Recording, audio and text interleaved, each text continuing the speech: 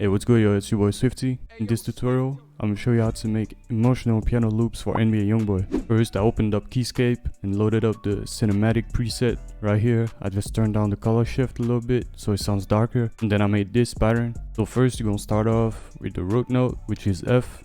So to do that, you go into the helpers up there, helpers, scale, highlighting. You go to F, it's minor natural. And then you just build the simple triad. So to do that, you start off on the root note, which is the F. Then if you take a look at the notes on the grid, there's light shaded notes and dark shaded notes. The light shaded ones are in the scale. The dark shaded ones are not in the scale, so you do not want to use the dark ones. To build the triads, you're going to use the root note, and then you're going to skip one note that you can use, which is the light shaded one, and use the next one, which in this case is the G sharp 5. Then I'm going to skip one and use the next one, which is the C. So that's a simple triad.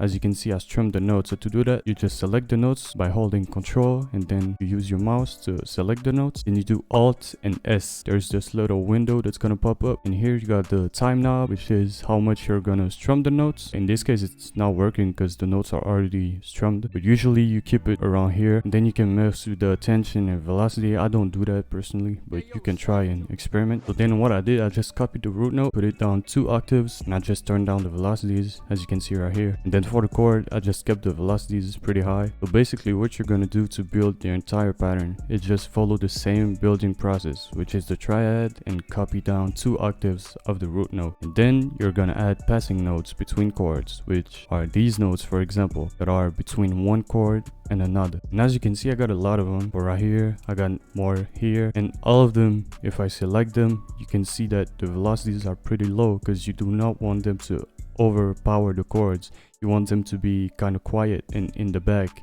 you can hear them but not too much. So the chord progression goes from the F, which is the root note, up to the G sharp, then I go down to the C sharp, and then the C, and it repeats again. I'm gonna let you hear the pattern.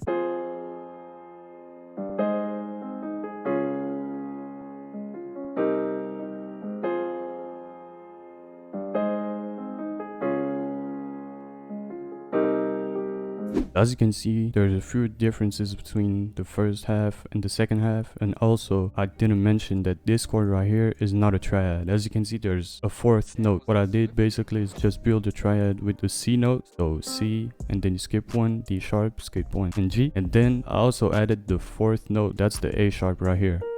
And it just gives a different feeling, a different sound. Then as you can see on the passing notes here, I go from the F to the C sharp, and on the second half I went from the F to the G sharp right here, just to make it interesting, get some variation going on. So next I opened up this library in Contact, and I made the top melody. When you make the top melody, you gotta basically follow the notes that you use in the chords and just try to complement them. Don't try to make something that's completely like different from the chords, because it's not gonna sound good. You gotta complement the chords. So I'm gonna let you hear the top melody by itself.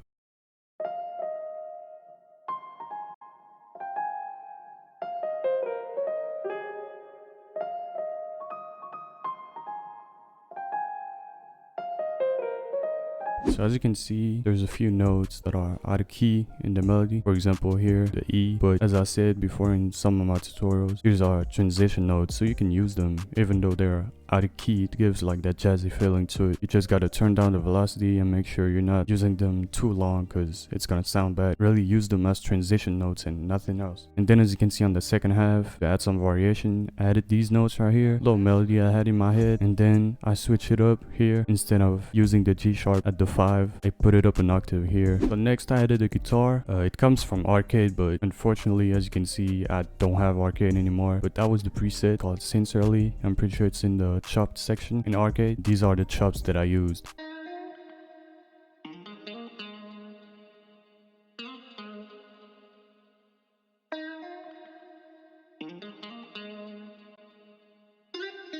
Then I went on and added some vocals again from Arcade. It was the preset called Spectral from the Distant Voices, and that's what they sound like.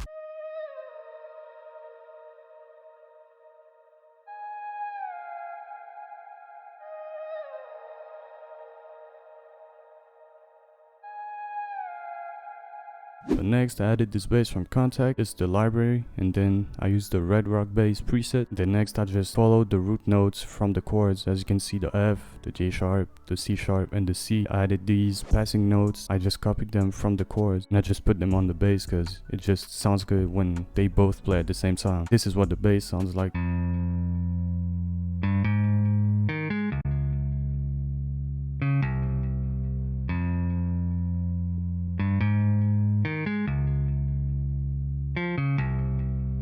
And finally, I just added the overused wah wah one shot.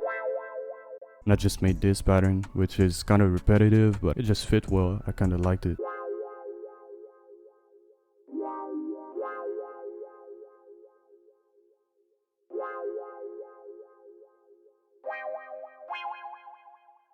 Alright, so next for the effects on the chords, as usual, some reverb. I put some RC20. I just kept the space in the magnetic and the stereo control 115%, so it's wider than usual. Then finally, always some EQ, cut the lows. On the keys, I just copied the same effects I used on the chords. I just took out the RC20, same reverb. This time I just put the mix and the decay a little higher. I also put the stereo control wider. Next on the guitar, I put some delay. Next I put the same reverb. This time the mix is higher, so it sounds more ambient. Next I used the compressor, just a little bit. As you can see, it's only 8%. And then some wow, just a little bit too, 4%. As always, an EQ to cut the lows. And on the vocals, I didn't add anything but the stereo control to make it wide, and then EQ to cut the highs and the lows to make it like a radio telephone type of effect. Then on the bass, I just cut some of the highs and I cut the very lows. As I've said before, you don't want any super low frequencies in your bass or 808. Make sure you cut them. And then finally, for a little wah wah effect, I put some reverb, stereo control. This time it's wider than the rest, so it's more in the back. Same basic low cut EQ. So that's what the whole loop sounds like.